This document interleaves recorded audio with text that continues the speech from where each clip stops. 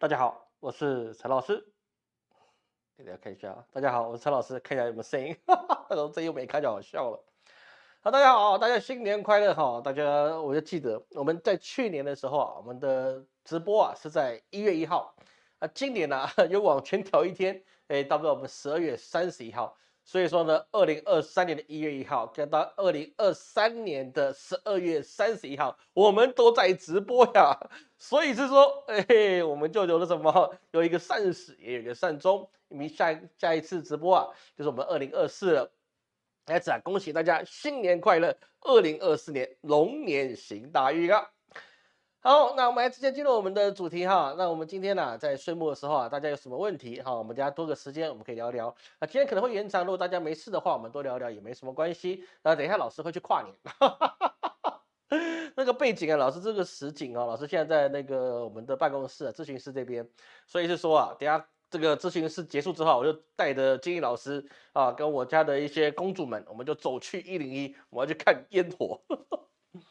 好，那我们还是首先要看一下哈，我们在这个世界上的一个变化。那在这之前，老师宣布2件事情啊，很快把它宣布完，就是这个下礼拜五就是我们的那个法会点灯的时间，所以是说啊，老师只收到礼拜三中午你还没有报名的啊，台湾时间礼拜三的中午12点你还没报名的，老师不好意思只能截止的，因为老师下礼拜非常忙啊，非常的忙，所以是说呢。本来想礼拜二就收官，但是呢，考量到有些人应该是会到礼拜三，所以是说呢，我们就礼拜三中午一定是截止的，好吧？那个不会再延后，因为我礼拜五就要办法会，我很多事情我还没做完，所以我要加班加点的去做啊，所以说记得啊，礼拜三中午这样3天的时间，你要还没点灯报名的要去报，好吗？那我自己本身只办这一次了，那你真的赶不及的，那你只能找金老师了，他会办接下来还有1、2次的时间。那第二个就是说呢，老师的工作，这今年的工作态度很好，就是说呢，老师现在所有的流年全部都已经交案完成了。你有报名，你没有收到的，写信给老师，老师一定立刻就可以发，不是立刻，就是我收到会发给你，因为我全部都交案了哈。有一些问题我已经先跟你问，说要修改问题的，那你没有回信，老师只好按照你原来问题去做了啊。这个事情各位要去，我们要可以再协调。但是你收到流年有问题的，你可以回信，好，我发什么信给你，你就什么信回来问。那能够回答的，我会尽量去回答，好吗？大家，我们每1年只有1档，那老师还是继续收流年，只是啊，我们会收到，本来应该收到什么时候的？应该收到是除夕前1天嘛，然后可能会提早啊，我们可能提早，在1月底，我可能就不接案了，好吗？因为老师还有其他的活动啊，包括我们的课程，还有我们的抖音，还有其他的视频的节目要出来，所以可能就不会接那么久的案子，好吗？可能在1月底我就先停止我们批流年的活动了，好吧？好，就这样结束。来，再讨论一下哦。我们在今年的这段时间呢、我们在今年这段时间呢、我们一直在谈一件事情，各位朋友们记得，我们今年一直在谈，就是说日本的经济跟韩国的经济一定会出个大问题。不晓得各位有没有去记得？哈，我们今年一直在谈亚洲这个问题，尤其是这2个国家。而现在日本的经济啊，竟然是变得非常的差。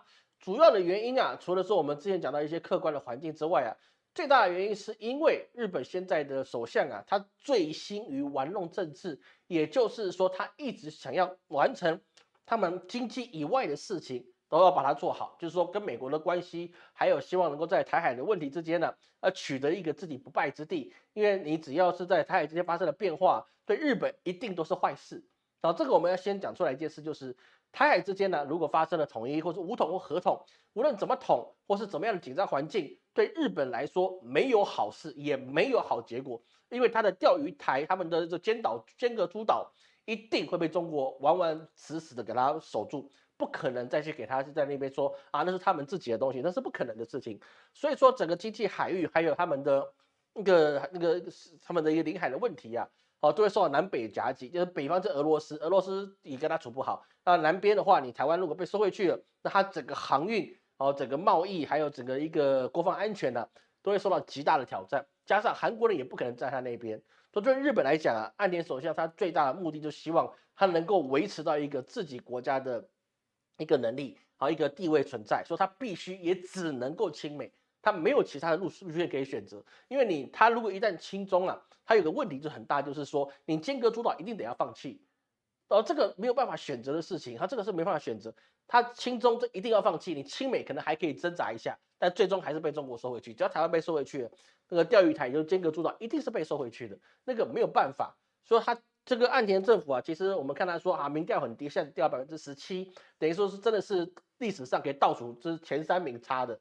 但是事实上，他做这些努力，他是尽可能让日本可以在未来可以预期的一个混乱之中啊，可以取得一席之地。但是他没有关注到，就是其实日本真正最大的原因啊，它还是在于自己的经济是不好的。所以说，我们发现一件事情啊，各位你要知道一件事情哦，今天是12月31号，日本破产潮啊，日本的企业的破产潮它是加剧的。也就是说呢，按照我们在11月啊，我老师所看到的一些数据啊，日本预估啊，2023年呢、它倒闭的家数大概在7500家到8000家的企业之间。日本哦，它倒了将近8000家的企业，这个是一般来讲是在金融海啸之后，哦，那这是一个次高哦，因为我们看到是大概是2021几年初的时候，那个时候金融海啸，那日本也受到很大的影响。那现在是这8年来倒闭这最高的。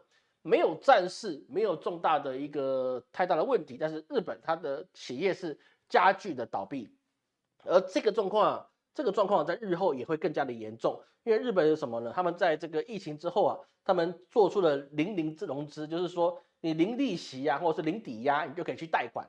好，那日本的企业贷款是当地事务是比较容易的啦。那因为老师在日本的开公司的企业的那个客户比较少，这个东西老师只能从数据上去找来。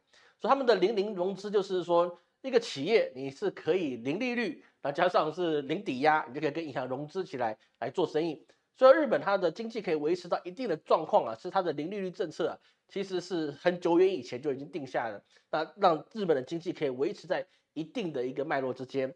但是它现在已经取消这个零融资之后啊，那等于是说你过去借钱是不用利息的，或是很低的利息，现在你要付出一点像样的利息的时候，那么日本的中小企业就没有办法去负担这个利息，因为它基本上就是不断的借债维持。其实每个企业它基本上都陷入这个死循环里面，就是我借钱，然后发工资，然后赚钱，然后分次还，然后快还了或者还一半了，就把刚才还了一半再把它借出来。各位懂老师的意思吗？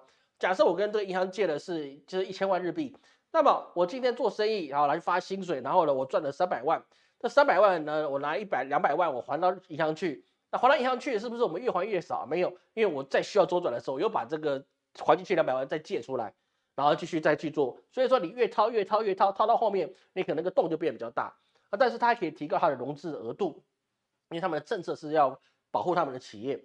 但是这个没有办法，所以说未来这就变成是说啊，你不但要还钱，而且你还要还利息，还利息也是还比较高的利息啊。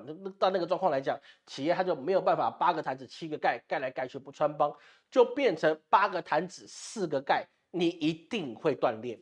说这个日本的企业变成这个状况，那这个状况对于日本的一个社会就会很大的影响了。你不是只有企业倒闭的问题，你也包含了你的员工。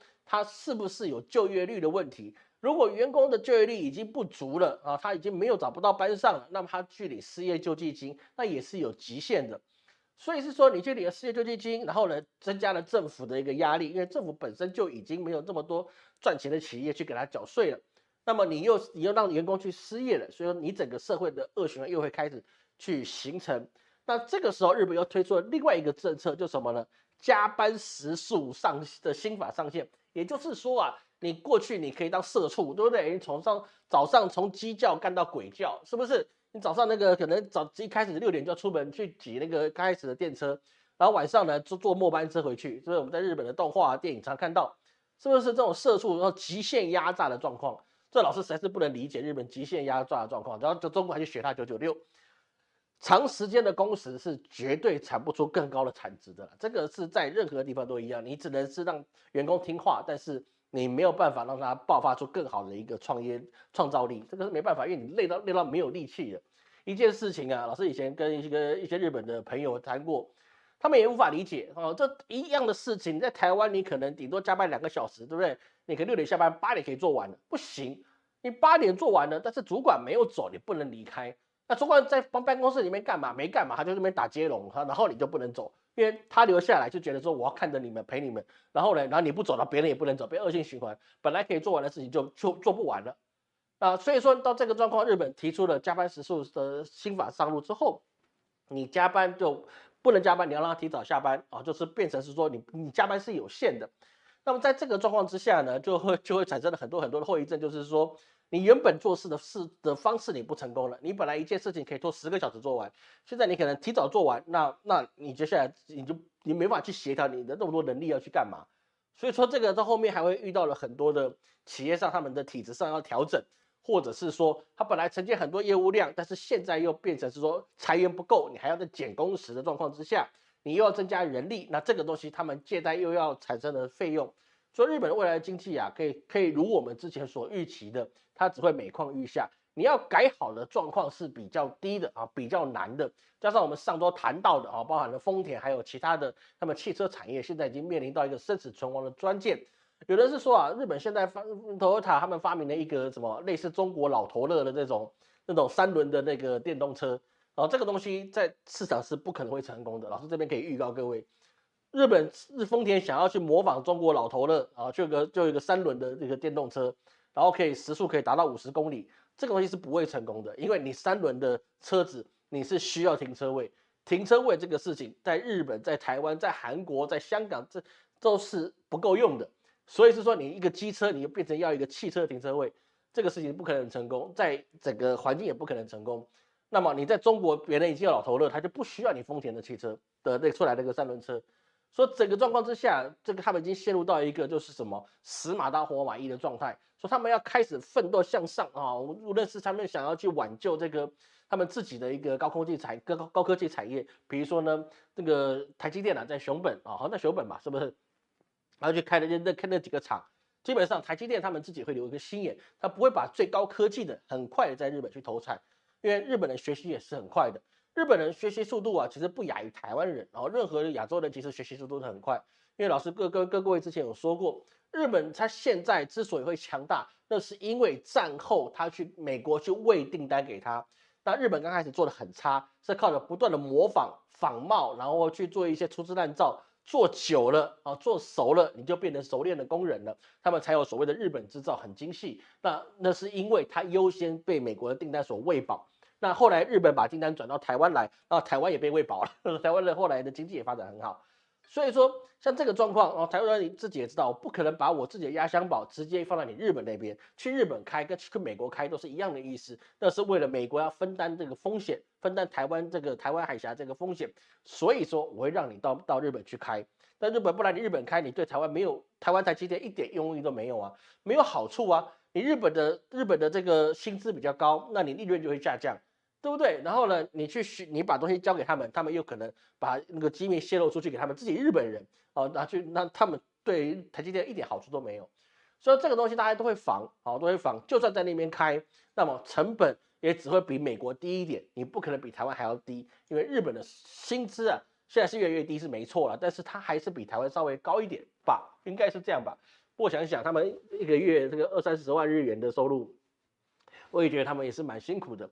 所以同样的状况在韩国也是一样，在韩国他们是直接的是什么用绝后的方法来去挽救他们自己百姓的生存在我们之前已经谈论过啊，这个韩国的补习的一个生态啊，还有他们的大企业生态 SKY 这种生态啊，就变成是说百姓很简单，我要改变我的生活，改变我自己的人生，很简单，我就绝后就可以了。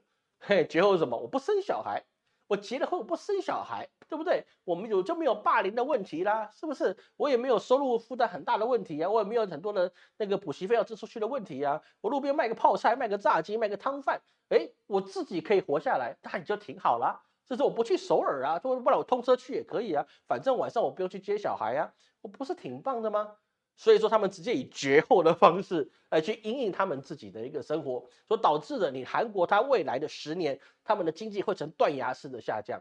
这个老师敢这边直接讲啊，这个不怕考验，因为任何一个国家，任何一个时代，你没有人口，你没有年轻的人去衔接这个消费，你原来所做的负债消费就会变成资金断裂。这包含了什么？包含了不动产，你都会变成资金断裂，因为没有人去买你那个还没缴完贷款的房子，因为他不想贷款买房子，我顶多缴租金给你，就这样子而已。但是你要看国际环境的利率上的问题，还有你整个社会上的供需问题。如果通货紧缩了，那大家赚不到钱，那么我住远一点也是可以的吧。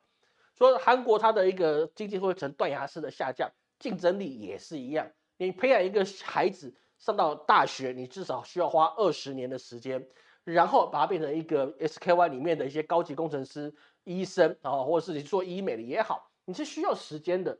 但是韩国如果是没有生育率，大家有绝后的方法去面对这个社会的时候，韩国也是完蛋的。台湾也是一样，台湾现在也是面临到少子化的问题，非常非常严重。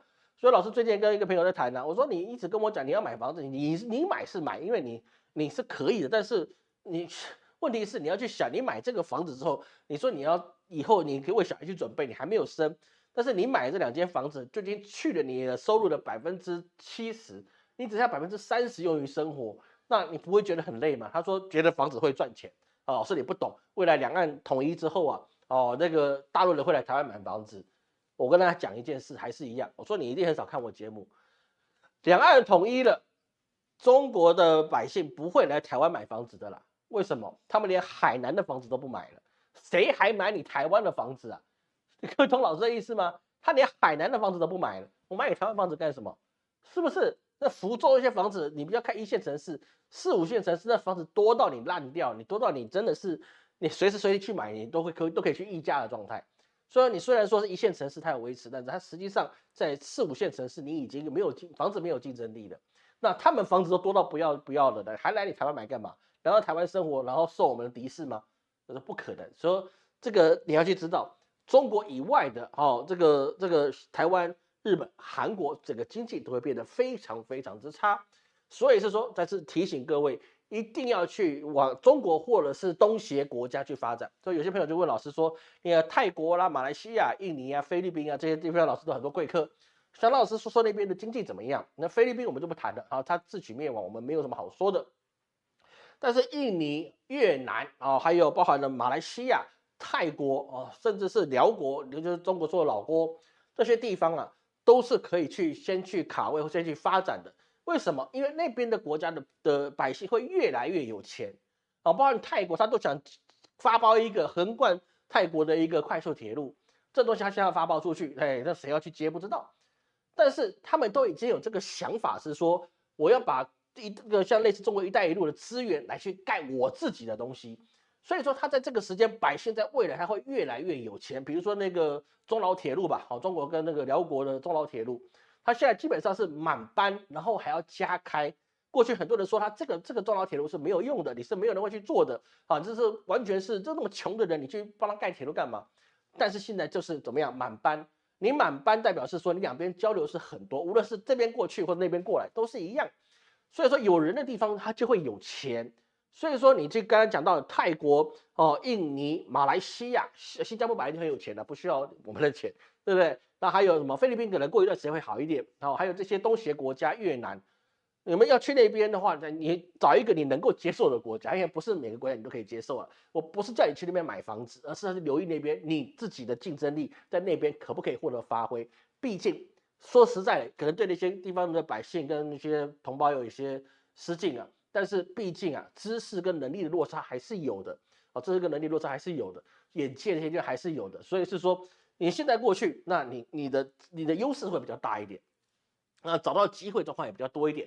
加上那边的设立成本跟维持成本都比我们现在刚才讲到的日本、台湾还有韩国，甚至比中国的设立成本还要低。所以现在过去那边发展，还甚至到非洲去发展都是很好的一个状况。当然要你能够接受了，如果你本身就不能接受这个叽里咕噜的那边的语言或那边的生活环境，那就不要去就不要去。比如说老师的父亲跟老师讲20年了，你要去那边帮他，我说没办法，我没办法跟你相处。所以说那就没有办法过去，因为我没办法接受越南的生活，对不对？我就没有过去。说你可以接受的你就过去，那边东西百姓会越来越有钱10年之后跟现在一定会差了至少1倍的状况百姓会富足1倍以上。为什么？因为你交通通了，有路就发达。比如说像中国吧，中国现在他们的好像在1个礼拜盖了5条高铁通车不是盖完，不是从零盖好，是5条高铁通车这个年末这个12月就开了5条高铁的通车。所以在这个状况之下，中国现在的国力已经受到有点削弱，但是未来它一定是爆发式的成长。那这些东西都会涵盖到这些所有的一些东协10国10+1里面的一些卫星都市，然后他们一路都可以把他们带起来发达。那当然这个欧美就不一样，我们等一下谈谈欧美，但是跟各位提的就是亚洲状况会分裂，所以一定要往东协的地方发展，对各位以及各位你的孩子才会有好处。不然的话，你待在原来的地方，你觉得在日本很好，在韩国很好，在台湾很好，我告诉你都不好，不可能好，尤其是在台湾，你好的机会微乎其微，到了统一，你才有机会恢复你原来的这个两岸的游客如织的状况，那个时候台湾经济才会起来，不然的话，台湾经济在现在 A 克法要逐渐的中断状况之下，那你是很难好的。啊，至于谁会选上，我们等下来讨论，好吧？来，我看各位有什么问题哈。好，来看各位有什么问题哦。感谢这边我给这样赞助哈，大家还有很多人来，200多个人来，好开心哦！感谢各位哈，今天还200多个人来耶，真的很开心哦，真的非常开心，好吗？到处都是日本经济很好，那么多游客，到处都是人哦。日本经济不好，我还跟你讲不好的，好吧？不好的，好吧？我们等着看下去，到处都是人，日本到处都是人，好吗？哦，今天停播没有？今天不停播哈。老师的工作是怎么样呢？老师有很好的使命感。哦，代表旅游业不代表其他行业哈。对了，Happy New Year，大家新年快乐哈。因为台湾大学目前为止有改变吗？没有改变哈，我照我的预测都不会改的啦，好吧？没有再改的啦，我会改，我就不是陈老师，不是我固执啊，我是经过判断之后所做出来的结果，怎么会搞朝令夕改的？不会好不好？好，感谢林冠赞助，感谢林冠赞助，感谢大家的赏饭吃，感谢各位，感谢各位。好，K 老师一个小红包，谢谢谢谢。台湾人环境比大陆好，应该大陆人会过来住才是，不会的哈，这是不会的，这是不会的。你以为对方是来要求呼吸自由的空气吗？你太自以为是了。我跟你讲，很多台湾的朋友都以为是说大陆人会来台湾呼吸自由的空气。我告诉你，他要呼吸，他会去香港呼吸，他不会来台湾呼吸啊。我跟你讲真的啦，台湾没有钱赚，他来台湾干什么？去香港他可能还有钱赚，他来台湾干什么？没有钱赚，没有无利啊，无利不早起的。我跟你讲真的啦。你有利益的东西，有钱赚的东西，人家才会过来。香港有钱赚，人家要呼吸新鲜的空气，去香港铜锣湾呼吸，去那个中环呼吸，谁会跑来台北呼吸啊？没有什么东西可以给你呼吸的，好吗？哦，大陆海边房子不好卖，非常难卖，大陆海边房子不要买。我说真的啦。好，感谢秋夏，感谢秋夏，好，感谢秋夏，秋夏的谢谢哈，感谢您的赞助，感谢哈。日本向大海倒河污水，大陆产的海产品销量不好，那没办法，这个就是恶性循环吧，来恶性循环。大家晚上好哈，感谢各位的祝福，感谢各位的祝福哈。父母年纪大了，想去马来西亚，但走不开怎么办？然后这个我顾不了你啊，我顾不了你？我以后怎么顾呢？我怎么办？我哪知道怎么办呢？不让的事情你自己看着办，好吗？我是老师，但我没办法全懂包了，好不好？没有帮你想这个问题，好吧？好，那我们珍惜时间了，没有什么问题，我们继续下去，好吧？所以我们刚才谈到日本的问题开始加剧了，但是我们现在要谈到另外一个问题，就是欧美。我们欧美的老师，欧美贵客也很多啊，有的过去40-50年的也是有啊，当然很多的前辈也给老师指教，说美国经济没有那么糟啦，对不对？2-3千块也是2-3千美，5-6千美，你是可以活得很好的，对，是可以活得很好。具体怎么好，你要看地方啦。比如说有人跟老师去说老师你这样讲不对啊，对不对？他在加州或者在哪个地方的收入1个小时多少钱？我说你在那一州是没有错啊，但是其实老师其他州也是有贵客的，比如说田纳西州，对，田纳西州的最低工资是7块，每个小时7.5的美金。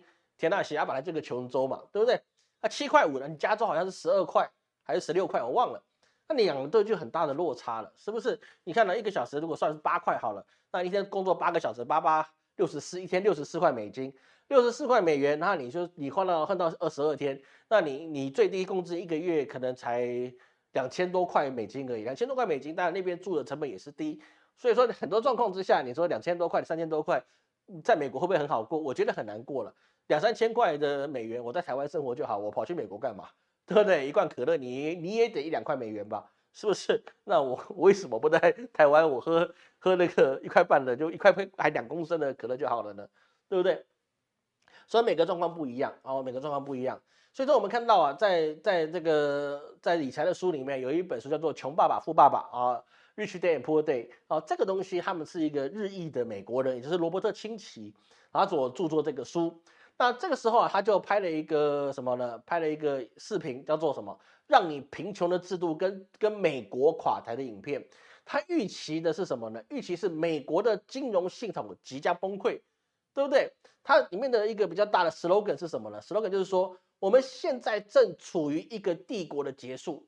当然，这不是只有说美国，所有的帝国都会陨落啊。当然，这个很符合历史，比如说那个宋元明清，它都会陨落的。任何的帝国都会陨落哈，时间会毁灭任何一切有为的君主，好吧？时间是什么事情都可以解决的。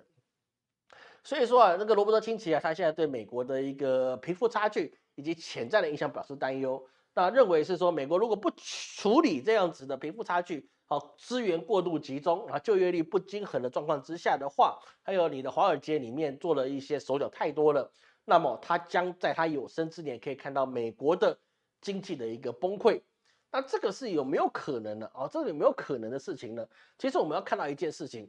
在这一年里面呢，我们看到很多的一些金融专家都是说什么？说是美国的经济即将崩溃，美国经济即将硬着陆、软着陆。这个从2023年年初就一直在讲，但是今年有没有硬着陆？有没有软着陆？他相信我们看到的事情是，它的确有很大的震荡，但是它没有遇到了一些，比如说经济这个萧条的问题，甚至可以说呢，它还是一个非常稳定的状况。它股市涨了不少嘛。所以有玩股票，而且又是做多的，中国美股的啊，很多都赚了不少钱。那这个是为什么啊？这个我们今天可以讲一下，这个是为什么？当然，老师的结论是跟罗伯特清崎是一样的啊。我们之前有谈过，美国的经济是不可能好的，它一定有很大的问题影响在里面。但是事实上，我们看到整个2023年，美国是没有硬着陆跟软着陆的问题。当然，很多的一些金融观察跟学者认为说，这是一个很奇特的状态。但是是为什么？我们不能说啊，我就算错了，对不对？我就看错了，是不是就可以解决这个问题？不行，我们一定要知道原因在哪里。哦，美国的经济之所以到现在还没有太大的问题，它有一个很重要的一个关键是在哪里？是在它的一个金融业。金融业你像我们之前所谈到的，金融业它调高了利率，所以是说它原本赚的钱是比以前多出许多，而且是空手套白狼。因为利率的提升是央行提升了之后，他们要比央行提升的还要来得高，这才是符合他们银行的运作的方式。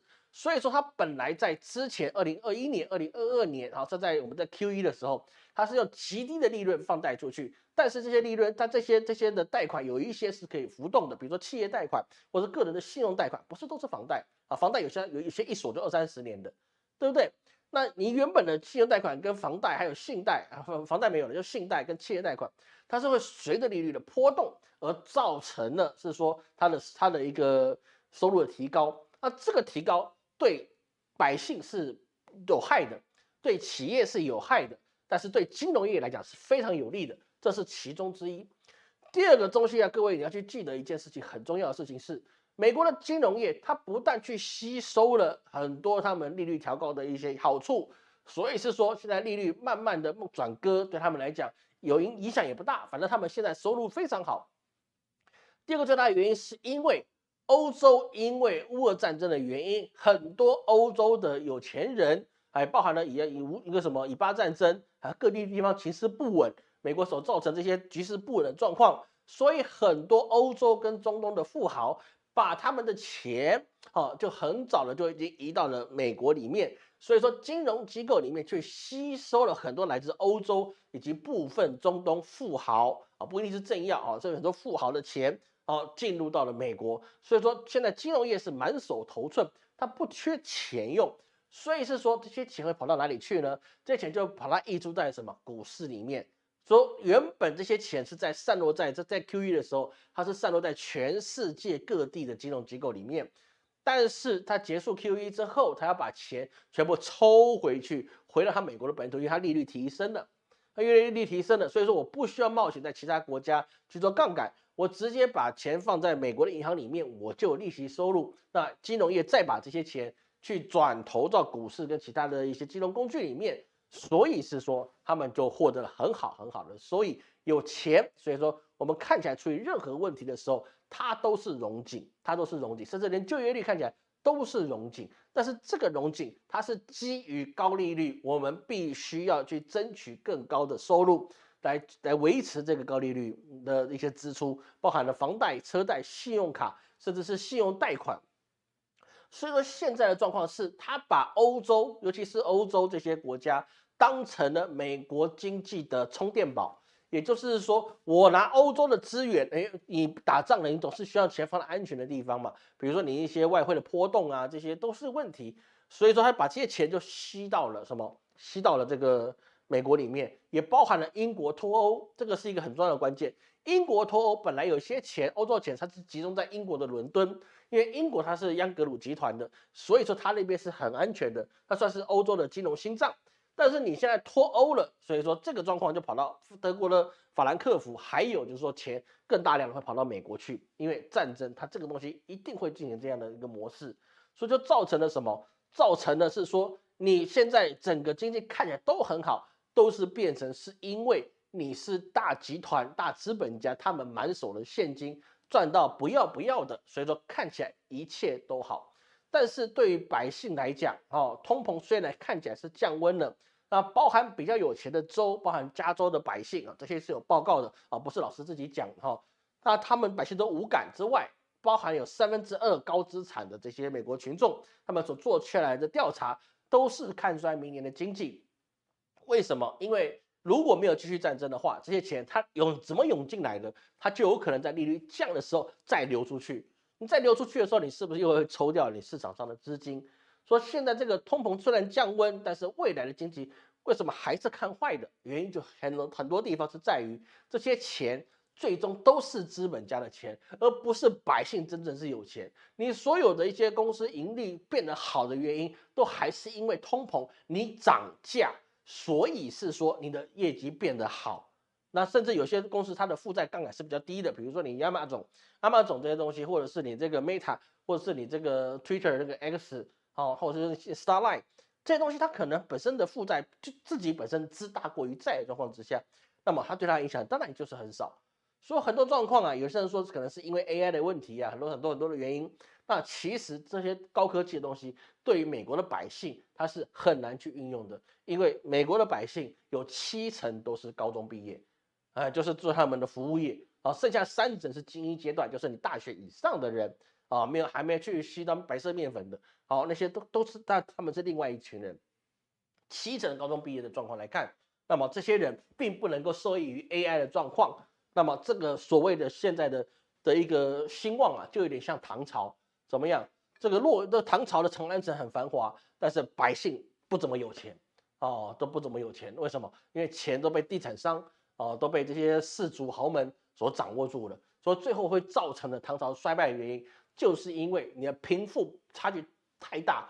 虽然看起来很繁华，看起来唐朝是世界的金融中心、世界的贸易中心，但是到最后唐朝的衰亡一瞬间而已，那很快不用安史之乱，它也会完蛋。为什么？因为你已经过度集中在某些人身上。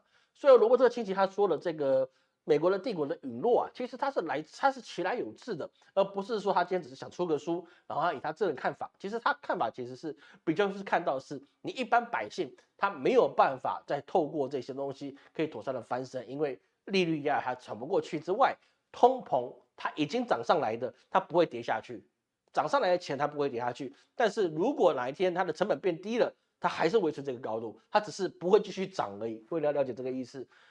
通膨降温只是它不继续涨价，不代表它会跌价，这是两码子的事情。加上我们所看到的原物料的东西是越来越会看紧俏，这个东西就会影响到整个欧美的市场都会变成非常萧条，因为你的整个资金过于集中了。所以说现在美国的商用不动产啊，就有人说它面临崩盘啊，银行业在这边就还是会踩到雷。为什么？因为它不是说我直接只缴利息给你就好了，那这个状况就会发生，就是我们之前所谈到的，就是你有一些公司行号，我根本就撑不下去你那么高的利息，我就直接摆烂，我就不要了，物业的钱我也付不出去了，你反正美国嘛，就是你倒闭了那个那个什么银行要承担你这个房贷。那我就不玩了对不对？那账面上就会有损失，但实际上这些银行会不会真的损失？也不会了，因为毕竟钱是我借给你的，房子也是我的，对不对？你现在倒闭了，我看一下我账上是坏账了，但是我收回你的房子，那我只是把现金变成了资产，那这个东西又变得是不一样的状况，因为银行它本身不欠人钱嘛，对不对？所以这个商用不动产就产生了这个比较大的问题，而包含我们看到了，在比如说举个例子来讲，包括美国洛杉矶它里面有第3高的大厦，它陪售叫什么呢？好像叫什么怡安中心吧，它是在这个70年代我所完成的。那它交易的金额大概是1.44亿美元哦，在2014年的时候啊，就是将近10年前了，它现在交易是1.4亿美元，但是它在2014年就10年前了，它的交易的金额是2.68亿美元，等于是说它经过了9年到10年的时间，这个第三高的大楼它是腰斩的卖出去。为什么腰斩卖出去？因为商用不动产跟住宅不动产不一样，住宅不动产它是刚需，就是我很需要，我没有房子我没办法住，所以我需要有个安身立命的房子，不然我连工作都不能找。会通老师的意思吗？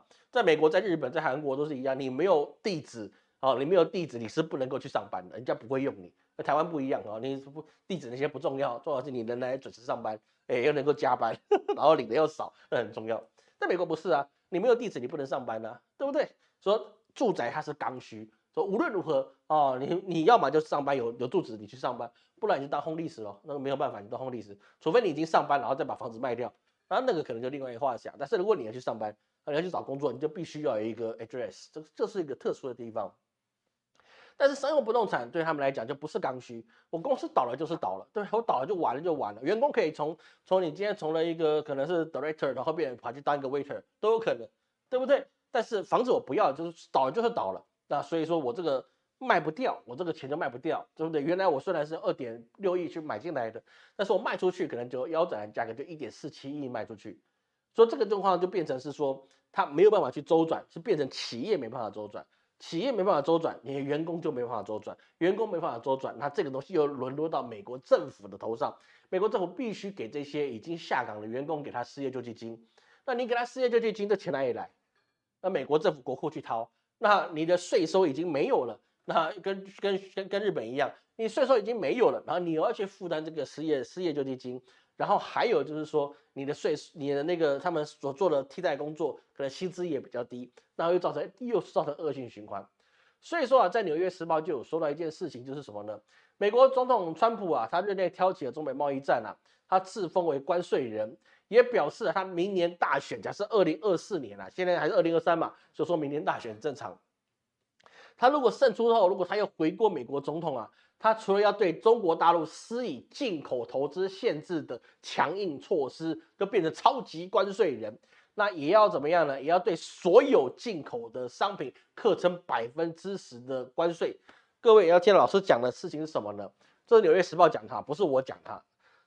川普说要让所有进口的商品课征10%的全面性的基础关税，是所有商品，包含中国、台湾、日本、香港、韩国所有国家，无论你跟他什么样的关系，他全部都要课征10%的基础关税。这代表什么？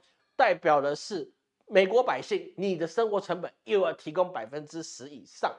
如果川普胜出，美国的通膨必定加剧，那是不可能有好转的迹象。他只能再演一次，我再 QE 一次，我把我吸来的钱再放出去你们手上，然后呢，等一段时间我再把它吸回来。为什么？因为川普老先生，也就特朗普，他本身在美国玩的策略就是这个策略，他的商业帝国就是这么做出来的。他最成功第一个发家的案例是他的那个在那个船长酒店，哦，他就是这样子把钱借进来，然后再赶快把它改装起来，然后再把它卖出去。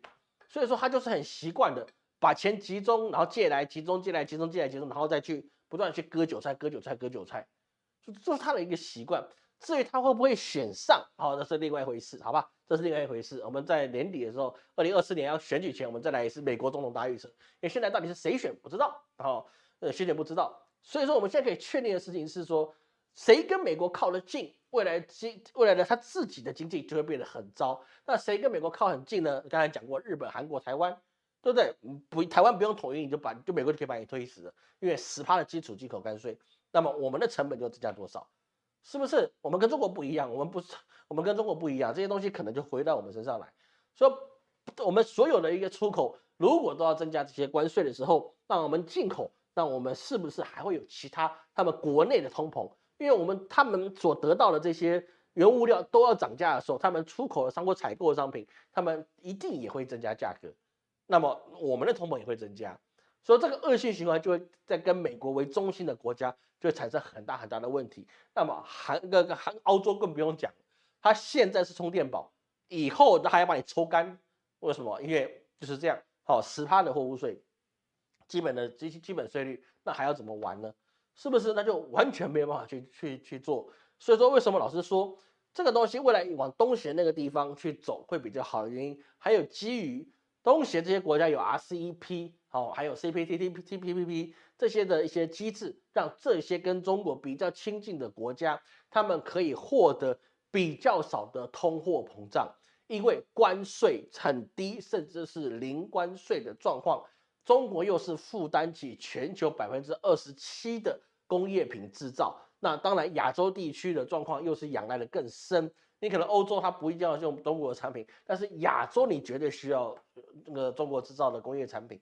那如果中国它对于这些贸易原物料的取得都是比较低关税的状况之下，那么中国的通膨就会变得比较低。中国通膨比较低，是不是说跟它靠近的人，他的所有的一个供应链就比较能够建设起来？因为不会朝令夕改，不会有301条款啊，也不会有什么反托拉斯等等之类的。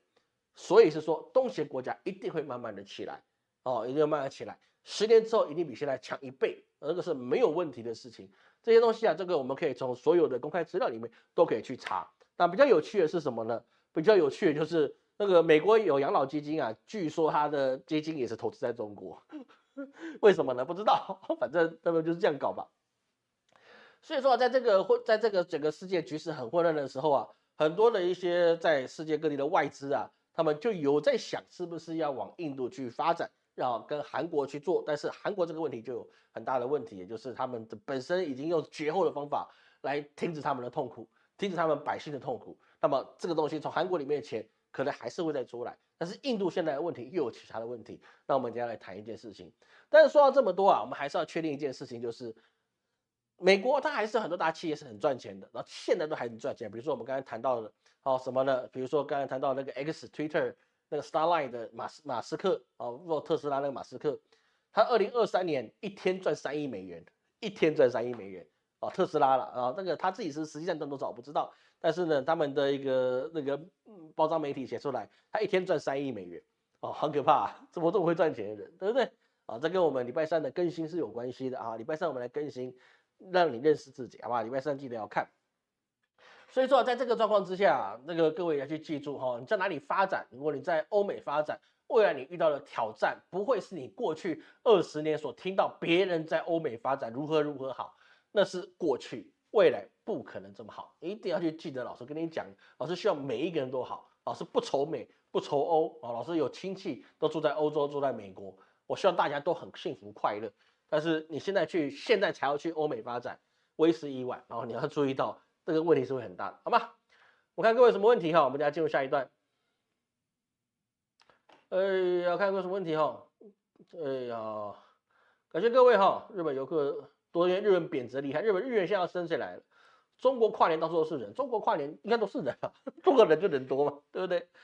哦，上海抢不到，明年再抢，你怎么可能给你抢到了？开玩笑。美国周边什么最的7.5没有什么意义哈，这没有这么低，实际上还是有哈，还是有。你$15那是你要看地方，如果你在 LA 或是在其他纽约州你是有的，但是你到其他一些比较穷的州，你是的确是有7、8块美元，你还是有，农场那边都还是有这个金额。好，这个部分老师有去求证过的，是有，的确还是有这么低薪的地方，法定最低薪资啊，那通常都是一些你很低等的工作室，还是会有的。就算你是10块钱，你也不高啊。我说实在，10块钱也不高啊，懂我老师的意思吗？美国银资卯还可以继续些年吗？我看可能7、8年内就出大事了哈，那个比较难，好吗？好，赖清德当选啊，恭喜他当选了。好，我们支持赖清德当选，好不好？我们继续就好不好？这我们就可以让他当选，他当选就当选，谁当选都一样的。我跟你讲，赖清德如果当选了，那就是民意支持他，我们不用生气或不用痛苦什么。很多人觉得啊，怎么有民进党当选？没有啊，他当选的是百姓支持他，本来就该当选的。百姓支持谁，谁就当选，这很正常。他能不能做得好是一回事，但他当选就是大家支持他，那这个民主国家有什么不对吗？对不对？那他就当选了，当选就当选了，对不对？那有什么好奇怪的事？这不奇怪，好吗？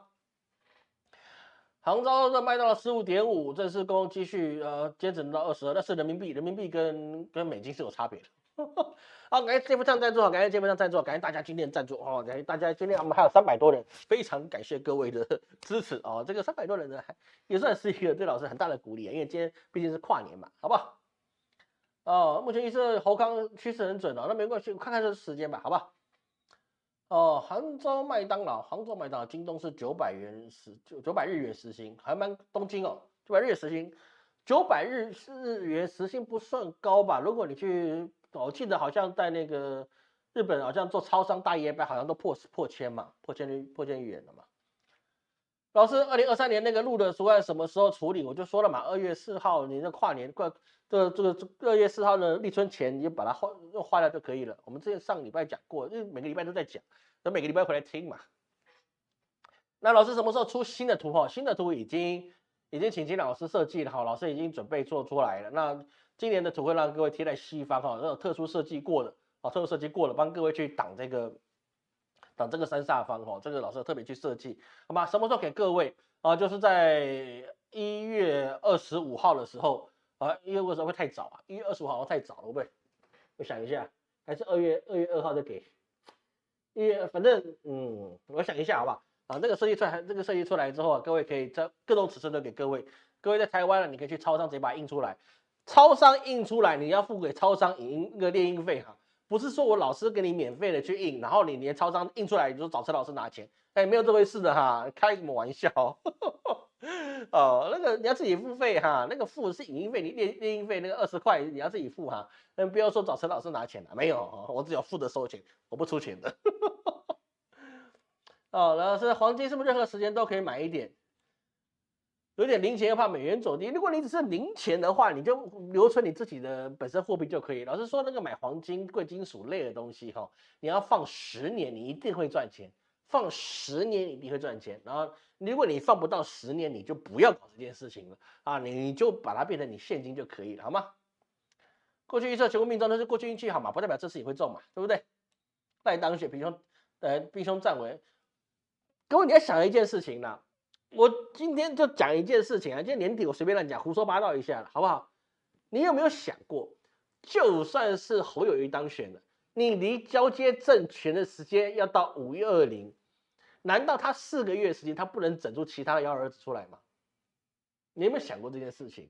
他有4个月的时间，还在他自己的执政期间，难道他不能干其他事情吗？你胜选了真的有用吗？懂老师的意思没有？不要想那么多了，是人家没有这回事的了，好吗？选举还能加入不分区预测吗？没有意义因为不分区是不分区啦，那个其实加入不分区的意义是不大的，加入不分区意义是不大，因为你主官跟副手之间，它是最主要的一个光芒，那其他只能算卫星，各位能懂？这个是一个逻辑你的副手能不能辅助主位？主位就像恒星，恒星的旁边你所有的其他人就变成是卫星。那些卫星的，它能够给主星的影响是有，但是是不高的，好吗？这些是不高的。所以还蛮多的朋友来问流年的时候，顺便问老师，那个你夫妻同事什么之间的，你们可以传递那不止一位朋友来问我看这边至少回答了10几个人都有这个问题。老师这边跟你讲传导这个能量它是有很多的前提，你要成的一个局我们命理中会有一个局，你局能够成了，不是我们监察院那个成局就是你那个局面这个盘面跟局面，你要成了一个特殊的前提之后，你才能使用这个能量的传递。没有形成这个特定的局你夫妻子女之间你很难，你能量会产生的分散你就没办法去做这个局里面的能量传递，好吧？这是有差别的地方。好，那我们继续下去我们今天还是尽量把东西讲。各位有什么想问的我就尽量讲，好不好？你错过了我就没有了，明年就是新一年了，好吧？最后一年我可以到处乱讲，好吗？最后我们看到一件事情我们看到这个乌克兰战场乌克兰战场现在是非常的一个危机。当然我们自己也知道，前2天那个在克里米亚的一个俄罗斯的驱逐舰就被乌克兰给打爆了。那个俄罗斯也承认了我就被打爆了，这个损失几百名士兵。那这个打爆的这个事情是确实的，但是实际上你打爆了几艘俄罗斯的驱逐舰对你整场的战场是不会有什么改变的。比如说什么呢？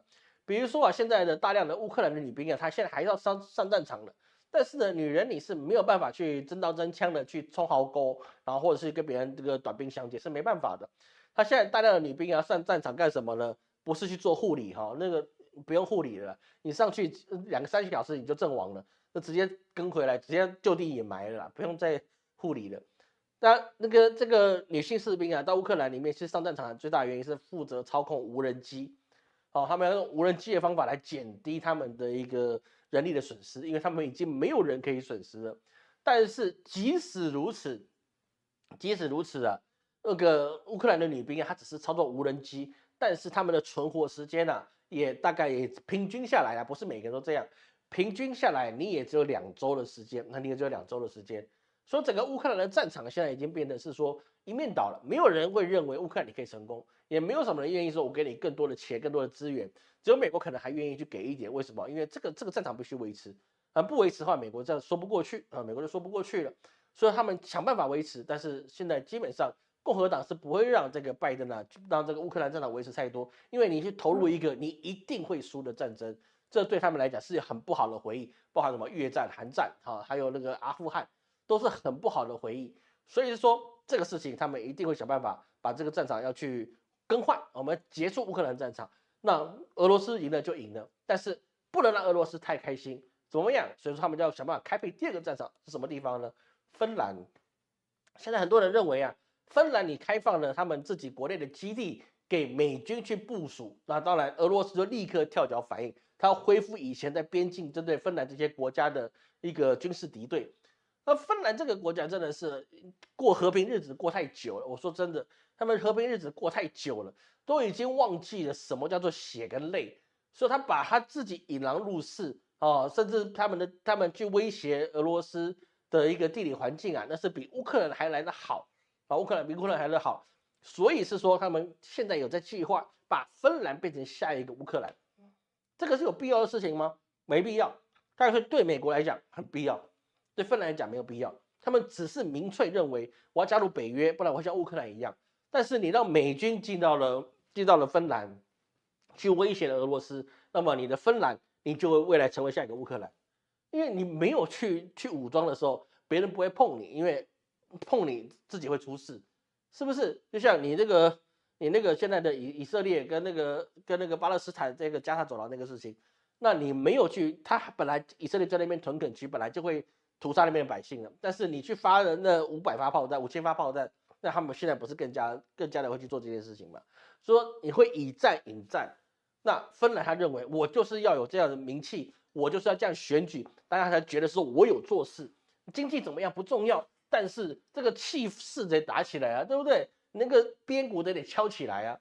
所以说现在问题是很严重，就是在于芬兰有没有可能跟其他的战略学者认为是一样，它是一个比乌克兰更会乌克兰的国家，那么这会影响的当然就是我们刚才所讲到的欧洲的不安全，他们的所有的资源就会尽量的往美国去灌，因为大部分的人认为世界在乱，美国不会怎么样，因为没有人敢去挑战美国，没有人敢跟美国掀起了一个正面的战争，所以因为跟美国宣战就有可能变成世界大战，甚至会变成了毁灭性战争。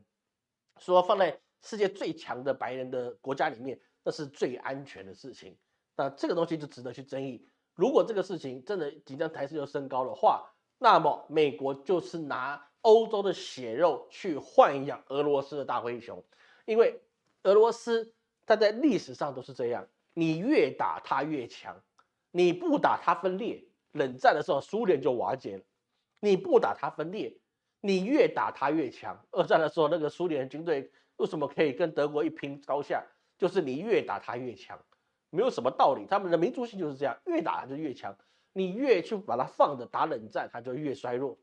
说跟赛亚人一样，各位知道吗？跟赛亚人一样。所以你在越打越强的状况之下，那这个东西你去把芬兰、把乌克兰去喂给俄罗斯的时候，未来就会变得很大很大的问题。那么真的成长到一定的境界的时候，中国真的还能够去压制住俄罗斯吗？这个就不一定了，好吗？所以说这个整个世界局势你要去注意到这些问题。而我们上个礼拜所谈到的红海的这个联合护卫啊，那现在产生了一些新的东西。第一个就是法国、意大利跟西班牙，他们就不愿意去参加美国的红海护卫的行动，因为他们认为这个问题是你美国所营造出来的。那我们的国家里面本身就有很多穆斯林，比如说法国的穆斯林很多很多，那意大利跟那个西班牙的穆斯林也有很多很多。那么这么多的穆斯林啊，你们有这么站在他们的政府单位里面，在他们的一个社会结构里面，都已经根深蒂固的状况之下，那么他们没有必要去得罪穆斯林，因为他们还是要选举，这些白人他们还是要选举。那你要选举，你去得罪他们国内里面已经有大量的穆斯林的这些百姓的话，那对他们讲没有好处，因为你去红海护卫，代表你要跟穆斯林作对嘛。所以说这个3个国家算是比较强大的国家，法国、意大利跟西班牙就宣布不参加红海护卫行动。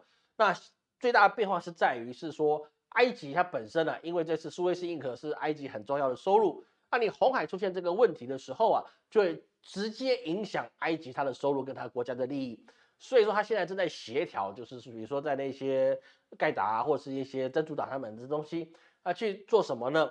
去说，哎，你是不是真的只要打以色列船只就好，其他欧洲船只你是不是可以放过？了不起你打美国，但是你不要去打到欧洲的船只，因为苏伊士运河就是往这个地方过去到地中海的，所以说这个地方现在埃及也介入了，造成了一个新的一个谈判的技巧。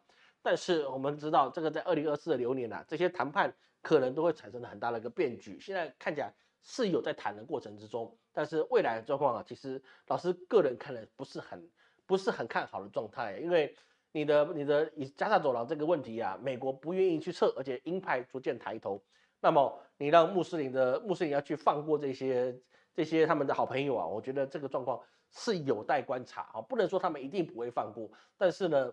埃及的介入是一个很重要的关键，可能会让这个红海这个问题会比较好一点。但是各位还是要记得一件事情，不要看到这件事情就去买航运股。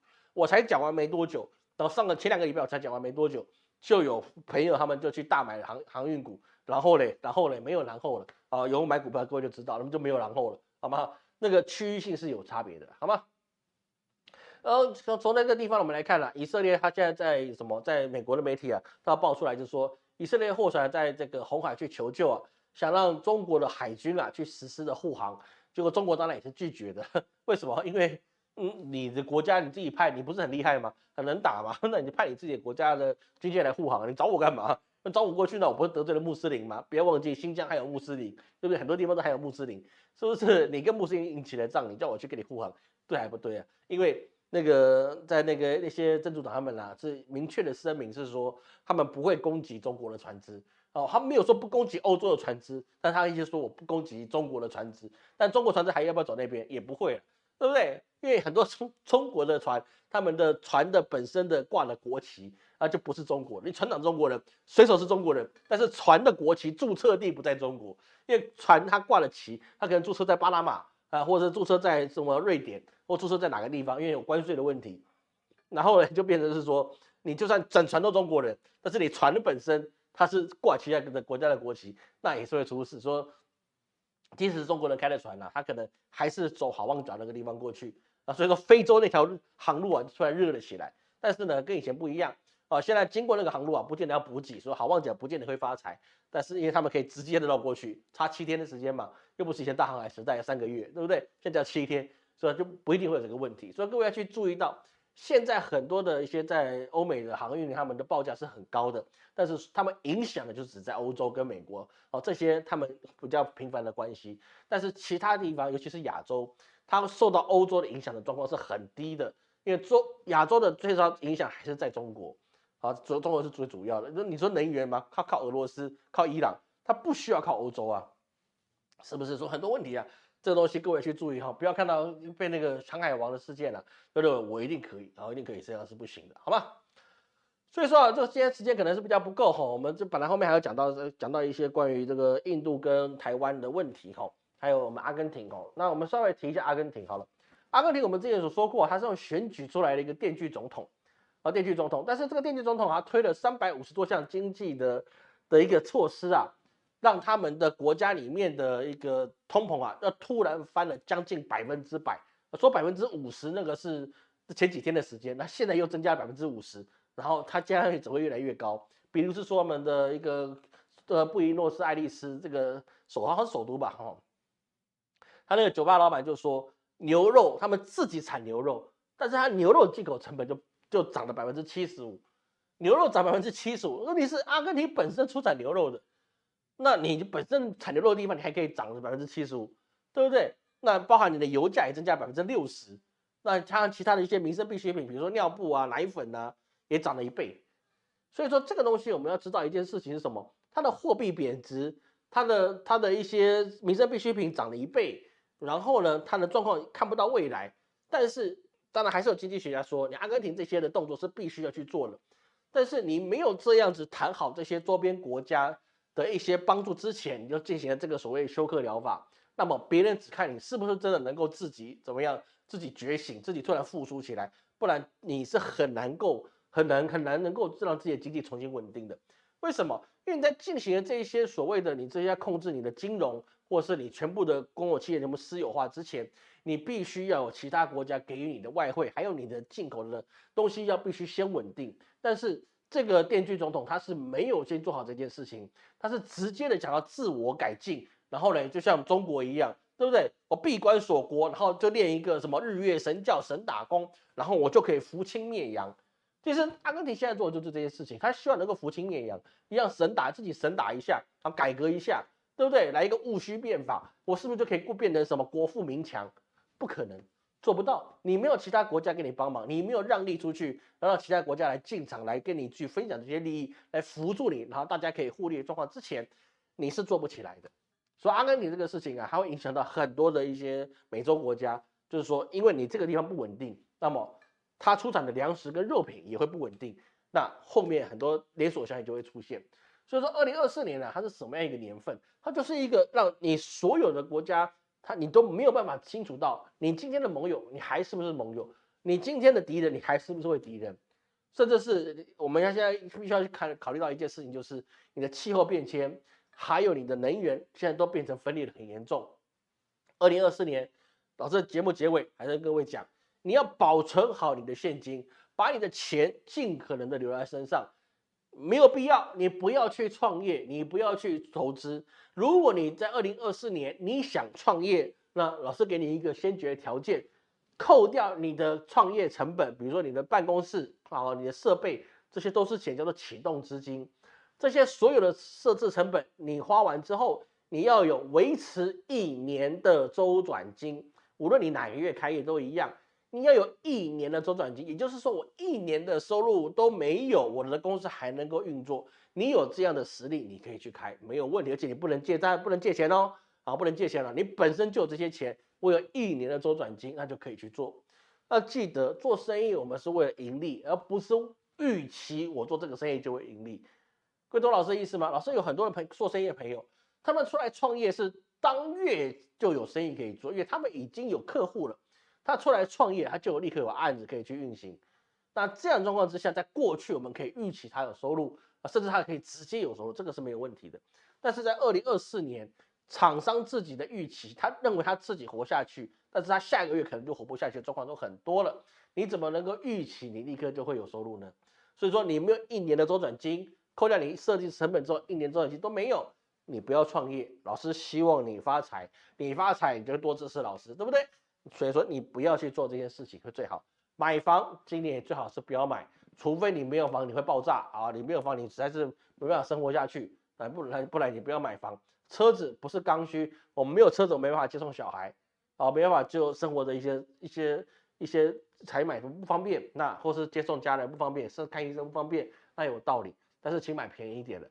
2024年开始，我们不能拿2024年以前所有的经验来去面对我们未来的挑战。在2个小时，老师就要我们跟大家一起我们迎接2024年了。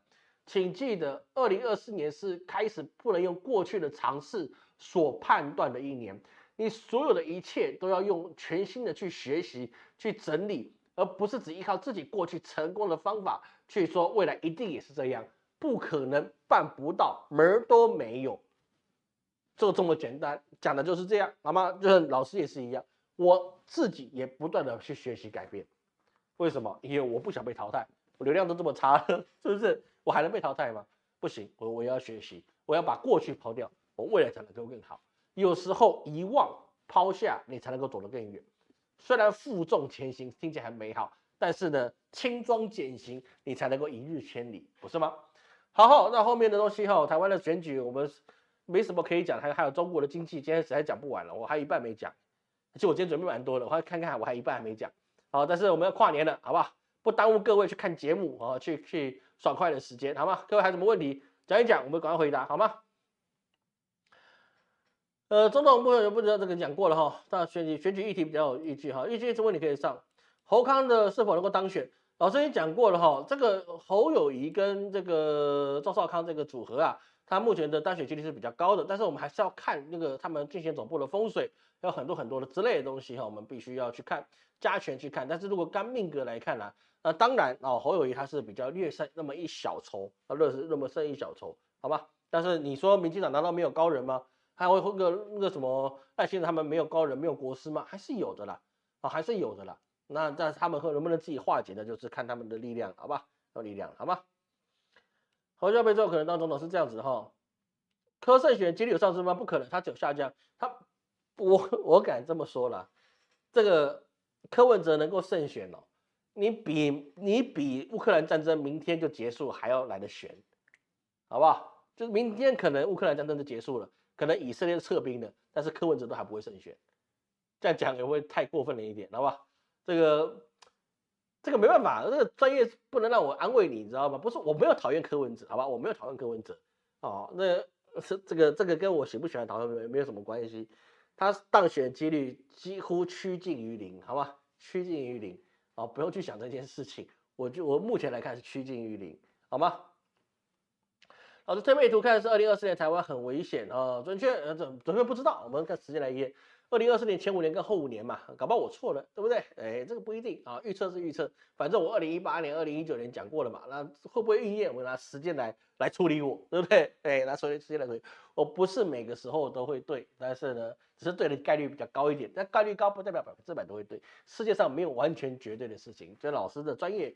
也不见得是完全准确。比如说，老师预测到2023年5月是血色5月，有没有成真？没有，没有成真。我还是会有错的时候，是不是？说不用太去说啊，把老师说啊，老师讲过他一定会上来，我们就抱持这个希望。我们看戏的不要太投入，好吧？不要太投入，好吗？阿根廷估计会政变，这个不知道啊，但是呢，缅甸能不能活下去的还是一个问题，还是一个很大的问号，好吗？缅甸其实我们今天也准备是这样，好吧？看来各位没有什么太大的问题哦，有什么光怪陆离的问题有没有要讲呢？有没有？没有，我们要结束了，我要准备去跨年了，我走过去101只要15分钟了，不要那么快。美国有没有机会来一个内战呢？是有机会的，它是有机会的，但是他们毕竟是茶壶里面的风暴了。哦，所以说这个议题可能比较没那么容易，是说变成全面性的南北战争，哦，这概率是比较低。但是他们本身对于是说，比如说那个特朗普那一派的，哦，PB 的 Proud Boy 这一派的东西，他们是比较阴的。所以说，我们直接把它谈到，就是说，我们稍微跟各位借3分钟的时间，我们谈了一个问题。特朗普他被法院去禁止，他是说去参选美国总统这件事情，很多朋友来问老师，是不是特朗普就出局了？是没有的，好吗？他们的州法院所判的这个事情呢，他是没有办法去限制川普去选总统的，因为他们真的要选总统，能不能选总统啊？判国罪这件事情不是由州法院去处理的，它是由联邦法院，然后最高法院的大法官来去决定你这个是不是可以成立判刑，同意你是叛国罪。但是目前来看，他这个叛国罪的一个要件是不成立的啊。目前我们来看老师有跟一些美国的一些律师楼的人讨论过这个问题，目前来看是没有成立的一个机会。所以是说呢，你说州法院去判这个事情啊，那基本上就是一个判个气势，图个乐啊，但实际上对特朗普没有什么太大的影响啊，甚至还可能让他更多票，对不对？说这个东西就没有说一定啊，没有说一定说他不能选，他还是有机会去选，但能不能选得上，反正我们的年底嘛，等他们2个候选人真的出来，是不是2个老头图个老头乐？那个时候我们来做一个美国的一个那个总统的命令名人堂，我们要去看好吗？看看哈，A 克法效应跟老师说的话，明年小成长股都卖掉，其实不要太着急啊，其实该怎么讲呢？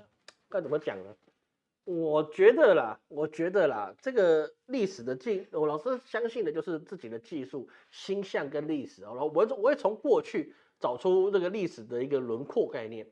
老师虽然说啊，2024年不能用2023年以前的经验，那是出于我们日常事物的为止，但是整个世界来讲呢，我们用1000年的岁月啊来去看这个世界的变化，那这个事情就变得比较容易一点啊。有1000年的时间呢，来去看这个人类的历史演变、朝代演变，跟人类会重复犯了一些愚蠢的错误啊，是还蛮好猜的了啊，是还蛮好猜的事情了，好吗？那你要不要去做了？就是要不要去卖的股票？我觉得，看急不急钱呐、啊，看急不急钱呐、如果你急钱的话，你卖掉也无所谓；那不急钱的放着，反正你也没有做杠杆，也没有做融资融券嘛，那其实也是没差的，好吗？各自去看了，好不好？好，看看各位没有什么问题啊、没有什么问题，给你随便问了几个都没有人要用啊。好，那我们今天就差不多了，好不好？好，那感谢各位，这在2023年各位的给老师的一个长期的支持，老师非常感谢啊，也非常珍惜我们每一个礼拜直播的时间。直播啊，那是把我们的一些专业技术跟我们现实状况糅合在一起，老师用不同的角度来告诉各位老师的看法，当然不一定是正确的，但如果你觉得老师不是正确的，也请多包涵，也请你可以怎么样呢？从老师的错误里面来找寻你正确的道路。没有一件事情它只有一体一面，一体不止两面，一体都有很多面。再薄的纸它都有4面。各位，你懂老师的意思吗？再薄的纸它都有4个面，只是你看它很窄，你就说它没有，它只有2面。不，任何一个物体最少都有4面。所以说，我们只看一面，那很多事情我们就看不到了。老师提供给你一面，另外一面是你自己。那你想着知道另外2面的真实，请你多加努力的。感谢各位今天的收看，恭祝各位2024年新年快乐！我是陈老师，我们明年见。